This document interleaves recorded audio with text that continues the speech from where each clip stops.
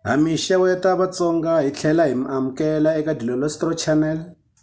I channel leyi avelanaka na n'wina vunyanyuri bya Vatsonga na vunanga bya Vatsonga hi ku angarhela. Channel leyiwani ya ha ku tumbuluxiwa naswona ya ha lava nseketelo wa n'wina. Hi kombeliwa ku subscribe na leswaku hi vona minongonoko leyi va ka na yona laha ka channel leyiwani. Namuntlha no lava hi vulavula hi album ya Tatana Mathonsi. Tatana Mathonsi hi un'wanyani wa swiyimbeleri nakona va tiveka swinene tanihi mutlangi wa bass guitar eka vunanga bya tatana Dr. Thomas Chauke. Va tirhi na Dr. Thomas Chauke kusuka malembe ndzhaku kwele ka Vanyoresh. Tatana Mathonsi va tshama va humesa album yo sungula ya vona leyi a yi vitaniwaka Mavondzo. Naswona album liyani loko yi ta va yi humini va vuye va ya aka Munghana Lonene ivi ku ya endliwa interview. Va vutisiwa leswaku ka album liya xana va tirhi na va mani. Hi tsundzuka leswaku va vule leswaku ka album liyani va tirhisani na Fani Ringani. Fani Ringani hi un'wana loyi a tlanga ti-keyboard eka vunanga bya tatana Dr. Thomas Chauke. Hi n'wi voni ka ti-DVD ta Dr. Thomas Chauke, DVD ya volume 1 na volume 2 leti ti nga endliwa nkowankowa ti karhi ti tlangiwa live. Lexi va nga tlhela va xi vula tatana Mathonsi va vule leswaku ri Dr. Thomas Chauke loko karhi ku tirhiwa album liya a va ri kona akusuhani ku nyika switsundzuxo loko album yi karhi yi tirhiwa. Kambe tatana Xinyori a va khomangi katara va tlanga xinari laha ka album ya Tatana Mathonsi.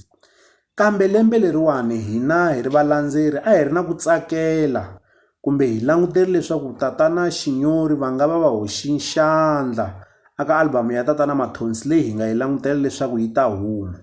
Why hi vula leswi ku hi languta leswaku tatana Mathonsi na tatana Xinyori va tirhisani swin'we kusuka malembe ndzhaku.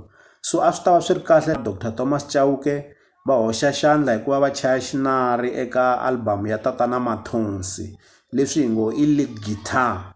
Hi mhakeni ya ku ta va ku ri ndlela ya ku va va xixima tatana Mathonsi kumbe ku va va honora aka ku tirhisana loko va nga tirhisana na vona hi ndlela ya kona kusukela kwele ndzhaku le. Leswaku loko u vulavula hi Xinyori a wu nge vulavuli u siya Thomas Mathonsi because vakulukumba lavawani va suka kule swin'we. So a hi langutele leswaku Dr. Thomas Chauke a va hoxi xandla kumbe a va hoxi xandla aka album ya Tatana Mathonsi. Sweswo swi nga fika swi tsakisa rixaka ra Vatsonga swinene ende swi nga endla leswaku na album leyi ya Tatana Mathonsi yi fika yi rhandziwa swinene hi mhaka ya ku va ntsena ku va ku nghenelele tatana Xinyori hikuva va chaya xinari. Vito ri na nkoka eka vunanga.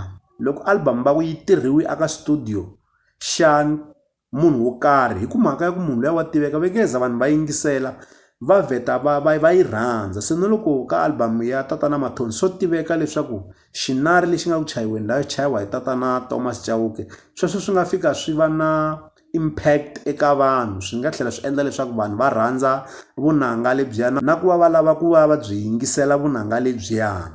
Tatana Mathonsi va tshama va feature-riwa hi Themba Chauke ka tinsimu ta yena ta khale. Ni tsundzuka rin'wana ra risimu leri va nga feature-riwa lera ra ku vulavula hi ku a wu na mali a hi fambi kaya ya wisa. Ku twakala voice ya Themba na ya vona Tatana Mathonsi. So hi ta va hi rindzele album ya vona leswaku yi huma Tatana Mathonsi hi ta kota ku ya va sapota. Leswi hi avelana na n'wina swona eka Dilolostro Channel. Mi nga rivali ku subscribe leswaku loko va na minongonoko nkarhi lowu taka mi nga saleli ndzhaku. Inkomu.